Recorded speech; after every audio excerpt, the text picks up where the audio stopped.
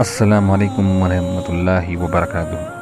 حضرات، آج کا ویڈیو بہت خاص ہونے والا ہے کیونکہ آج ہم ایک ایسے فتنے کے بارے میں جاننے والے ہیں جو تمام فتنوں سے بڑھ کر ہے، اور اس سے بڑا فتنہ شاید ہی کوئی ہونے والا ہے۔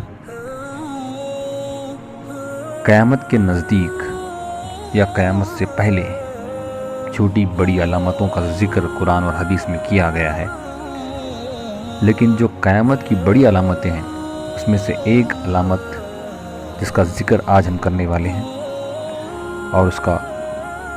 اور ہماری ویڈیو کا عنوان ہے دجال۔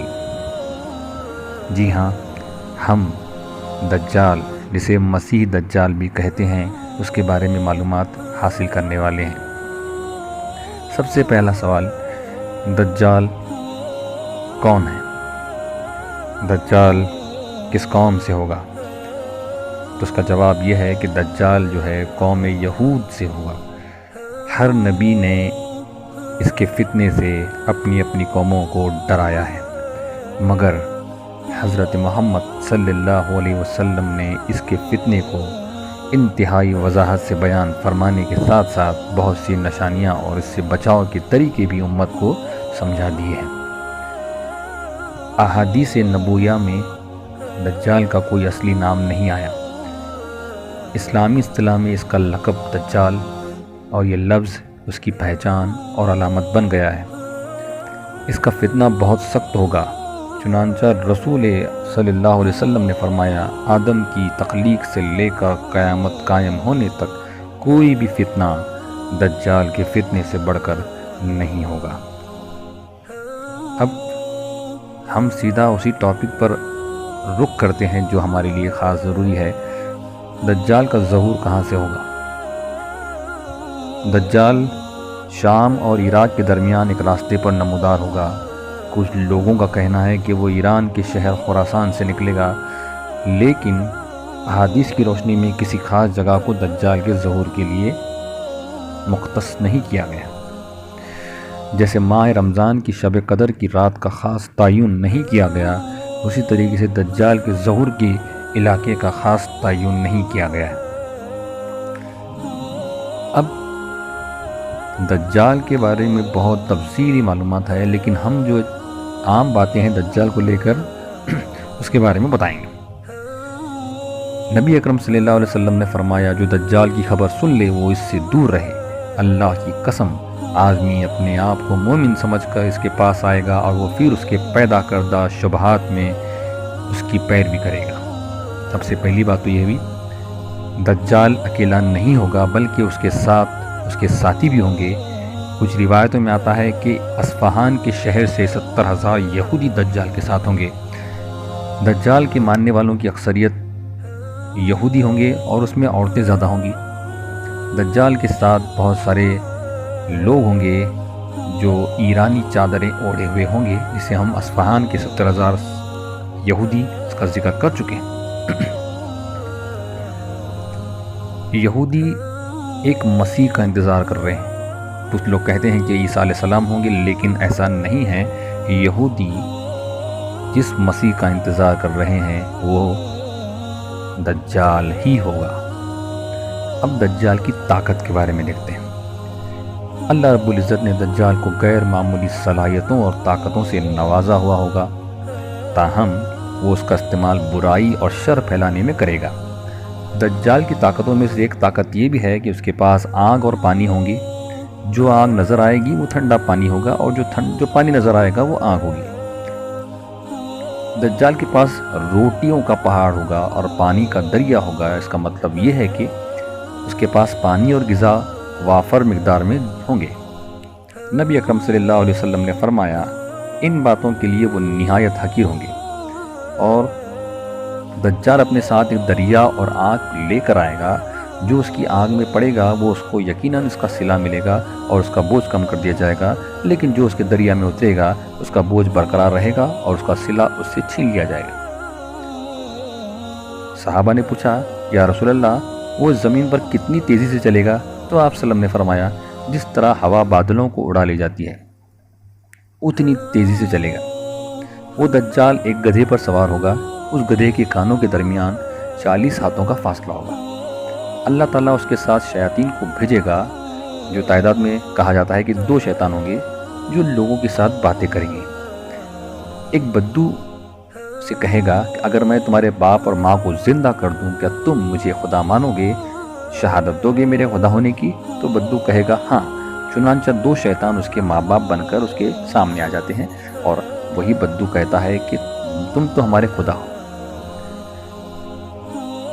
دجال مدینہ اور مکہ کے شہروں میں داخل نہیں ہوگا، چنانچہ وہاں پر جو مدینہ اور مکہ کے اطراف میں جتنے بھی خالی مقامات ہوں گے، مضافات میں بنجر زمین ہوگی، وہاں پر وہ آئے گا اور وہاں پر لوگوں سے بات کرے گا اور وہاں کے لوگوں سے وہ زندہ ایک انسان کو قتل کرے گا اور اسے زندہ کرے گا، ایک زمین میں سے بنجر زمین میں سے کھیتی اگائے گا، بادل سے پانی برسائے گا کہ وہاں کے لوگ، وہاں کا آدمی کہے گا کہ میں تمہاری حقیقت کو پہلے سے زیادہ بہتر جان گیا ہوں۔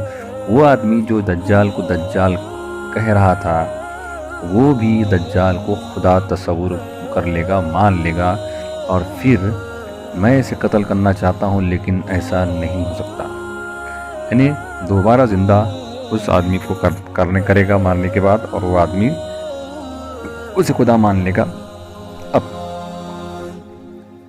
اس دجال کا قبضہ تمام زندگی، بخشش، وسائل، مثلاً پانی، آگ اور غذا پر ہوگا۔ اس کے پاس بے تحاشا دولت اور زمین کے خزانے ہوں گے۔ اس کی دسترس یعنی پہنچ تمام قدرتی وسائل پر ہوگی، مثلاً بارش، فصلیں، قحط اور خشک سالی وغیرہ۔ وہ زمین پر اس طرح چلے گا جیسے ہوا بادلوں کو اڑا لے جاتی ہے۔ اس کے گدھے کے کانوں کے درمیان 40 ہاتھوں کا فاصلہ ہوگا۔ وہ ایک نقلی جنت اور جہنم اپنے ساتھ لیے ہوگا۔ اس کی ساتھ 2 شیطان ہوں گے جو لوگوں سے باتیں کریں گے، اور وہ زندگی اور موت پر قدرت رکھے گا، زندگی اور موت پر اس کو اختیار ہوگا۔ اب دجال کا قیام، دجال کہاں ہے؟ آج یہ بات کئی لوگوں کے سامنے سوال بنی ہے۔ یہ بات دلچسپی سے خالی نہیں ہے کہ خود اسی حدیث شریف میں جس میں دجال کے موجود مقام کا تذکرہ ہے، ذکر ہے کہ آپ صلی اللہ علیہ وسلم کی پیشن گوئی کی تصدیق کرتے ہوئے آپ صلی اللہ علیہ وسلم کی حیات مبارکہ میں ہو گئی تھی، جس پر آپ صلی اللہ علیہ وسلم نے خوشی کا اظہار کیا تھا۔ جب رسول اللہ صلی اللہ علیہ وسلم نماز پڑھ چکے تو وہ ممبر پر تشریف فرما ہوئے اور مسکراتے ہوئے فرمایا تمام لوگ اپنی اپنی جگہ بیٹھے رہیں۔ پھر فرمایا جانتے ہو میں نے تمہیں کیوں جمع کیا؟ لوگوں نے کہا اللہ اور اس کا رسول بہتر جانتے ہیں۔ آپ صلی اللہ علیہ وسلم نے فرمایا اللہ کی قسم میں نے تمہیں نہ تو کسی چیز کا شوق دلانے کے لیے جمع کیا، نہ کسی چیز سے ڈرانے دھمکانے کے لیے اکٹھا کیا ہے، بلکہ میں تمہیں یہ بتانے کے لیے جمع کیا ہے۔ تمیم داری پہلے عیسائی تھا، وہ آیا، اس نے بیعت کی اور اسلام میں داخل ہو گیا۔ اس نے مجھے ایسا واقعہ سنایا جو ان باتوں سے تعلق رکھتا ہے جو میں تمہیں دجال کے بارے میں بتایا کرتا ہوں۔ اس نے مجھے بتایا کہ وہ لخم اور جزام قبیلے کے 30 آدمیوں کے ہمراہ ایک بحری جہاز میں سمندر کے سفر پر روانہ ہوا۔ سمندر کی لہریں مہینے بھر انہیں ادھر ڈھکیلتی، یہاں تک وہ ایک جزیرے میں پہنچ گئے۔ اس وقت سورج غروب ہو رہا تھا۔ وہ ایک چھوٹی کشتی میں بیٹھ کر جزیرے میں داخل ہوئے۔ جب وہ جزیرے میں داخل ہوئے تو انہیں ایک جانور ملا جس کے جسم پر بہت بال تھے۔ بالوں کی کثرت کی وجہ سے انہیں اس کے آگے پیچھے کچھ پتہ نہ چل رہا تھا، یعنی اس کے ہر طرف بال تھے۔ انہوں نے کہا تیرا ستیاناس ہو، تو کیا چیز ہے؟ اس نے کہا میں جساسہ ہوں۔ جساسہ کہتے ہیں جاسوس کو۔ تمیم داری نے پوچھا یہ جساسہ کیا چیز ہے؟ اس نے کہا اے لوگوں، خانقاہ میں موجود اس آدمی کی طرف جاؤ، وہ تمہاری خبریں سننے کا بڑا انتظار کر رہا ہے۔ بیان کرنے والا بتاتا ہے کہ جس نے اس آدمی کا ہم سے ذکر کیا، ہمیں خوف لاحق ہوا کہ یہ جانور شیطان نہ ہو۔ پھر ہم تیزی سے چلے اور خانقاہ میں داخل ہوئے۔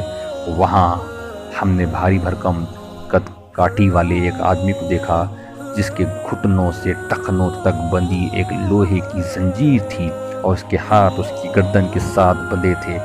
ہم نے پوچھا، یعنی تمیم داری نے پوچھا تیرا ستیاناس ہو، تو کیا چیز ہے؟ اس نے کہا میرا پتہ نہیں، میرا پتہ تمہیں جلد ہی چل جائے گا۔ یہ بتاؤ کہ پہلے تم کون ہو؟ یعنی اس بھاری بھرگم والے شریر والے انسان نے تمیم داری سے پوچھا کہ تم کون ہو؟ تمیم داری نے کہا ہم عرب سے آئے ہیں، ہم جہاز میں سوار ہوئے، سمندر میں طوفان آ گیا، مہینے بھر کی لہریں ہمیں سمندر کی لہریں میں ڈھکیلتی رہیں، یہاں تک کہ اس جزیرے کے کنارے ہم آ چکے۔ ہم کشتی میں بیٹھ کر جزیرے میں داخل ہوئے۔ یہاں ہمیں ایک جانور ملا جس کے بدن پر بہت بال تھے۔ بالوں کی کثرت کی وجہ سے ہم اسے پہچان نہیں پائے۔ وہ آدمی ہمیں یہاں پر لے کر آ گیا۔ کہا تیرا ستیاناش ہو، تو کون چیز ہے؟ اس نے کہا میں جساسا ہوں۔ تو ہم یہاں پر آئے۔ تمیم داری نے کہا مجھے بیسان کی تخلصستان کا حال بتاؤ۔ جب دجال نے سوال کیا کہ تم پہلے مجھے کچھ سوالوں کے جواب دو، نے کہا کہ مجھے باہستان کے نخلستان کا حال بتاؤ۔ تمیم داری نے کہا اس نخلستان کے بارے میں کون سی بات پوچھنا چاہتے ہو؟ دجال نے پوچھا میں جاننا چاہتا ہوں کہ کیا اس کے درختوں پر پھل آتے ہیں یا نہیں؟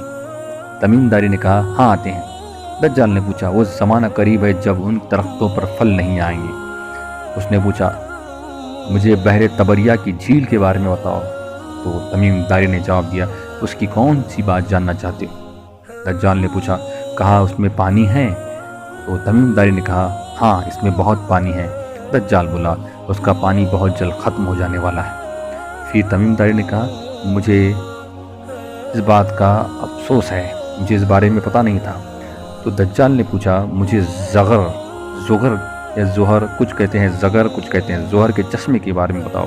تو تمیم داری نے کہا کون سی بات جاننا چاہتے ہو؟ زنجیر میں جکڑے آدمی نے کہا کیا چشمہ میں پانی ہے؟ کیا چشمے میں پانی ہے اور لوگ اس پانی سے کھیتوں کو سیراب کرتے ہیں؟ ہم نے کہا اس میں بہت پانی اور شہر کے رہنے والے اس سے کھیتوں کی آبیاری کرتے ہیں۔ پھر اس نے جواب پوچھا مجھے نبی الامین صلی اللہ علیہ وسلم کے بارے میں بتاؤ، اس نے کیا کیا ہے؟ ہم نے کہا وہ مکہ سے نکل کر یثرب یعنی مدینہ میں آ گئے ہیں۔ تو دجال نے پوچھا کیا عربوں نے اس کے ساتھ جنگ کی؟ تو تمیم داری نے کہا ہاں۔ اس نے پوچھا اس نے ان کے ساتھ کیا کیا؟ تمیم داری نے کہا کہ وہ ارد گرد کے عربوں پر غالب آ چکے اور انہوں نے ان کی اطاعت قبول کر لی۔ اس پر اس نے کہا کیا واقعی ایسا ہو چکا ہے؟ ہم نے کہا یعنی تمیم داری نے کہا ہاں۔ اس پر اس نے کہا ان کے لیے یہی بہتر ہے کہ وہ اس کی اطاعت قبول کریں۔ اب میں تمہیں اپنے بارے میں بتاتا ہوں۔ اب اس آدمی نے کہا تمیم داری سے میں مسیح دجال ہوں۔ یعنی تمیم داری نے جو شخص کو دیکھا وہ تھا دجال۔ یعنی اس جگہ دجال وہاں پر قیامت سے پہلے آئے گا۔ اب دجال کی پہنچ کہاں کہاں ہوگی؟ بے شک دجال 4 مسجدوں مسجد الحرام، مسجد نبوی، مسجد طور سینا اور مسجد اقصیٰ کے سوا ہر گھاٹ پر پہنچے گا، اور مدینے کا محاصرہ وہ نہیں کر سکے گا کیونکہ بہت سارے فرشتے مدینے اور مکہ کے اطراف میں ہوں گے جو اسے اندر آنے سے روکیں گے۔ اب دجال ہنگامہ کرے گا، پریشانیاں کرے گا، لیکن اس کو ختم کون کرے گا؟ آپ صلی اللہ علیہ وسلم نے دجال کی شروع سے لے کے انتہا تک کے تمام باتوں کی رہنمائی کی۔ دجال 40 دن تک حکومت کر کے عیسیٰ ابن مریم کے ہاتھوں قتل ہوگا۔ مسلمان کے ہاں ان کو مسیح موعود کا درجہ حاصل ہوگا۔ اس کے بعد جو ہے عیسیٰ علیہ السلام دجال کو ختم کریں گے، اور دجال کے ختم ہونے کے بعد دجال حضرت عیسیٰ علیہ السلام کو دیکھتے ہی ایسا پگھلے گا جیسے دھوپ میں چکنائی پگھلتی ہو، اور ایسا گھل جائے گا جیسے نمک پانی میں گھل جاتا ہو۔ تو یہ تھی دجال کی مختصر معلومات، لیکن دجال کے بعد ابھی مصیبت ختم نہیں ہوتی ہے۔ دجال کے بعد ایک اور فتنہ ظاہر ہوگا، اس فتنے کے بارے میں ہم اگلے ویڈیو میں ضرور دیکھیں گے۔ تب تک کے لیے خدا حافظ، گھر پر رہیں، صحت مند رہیں، جزاک اللہ۔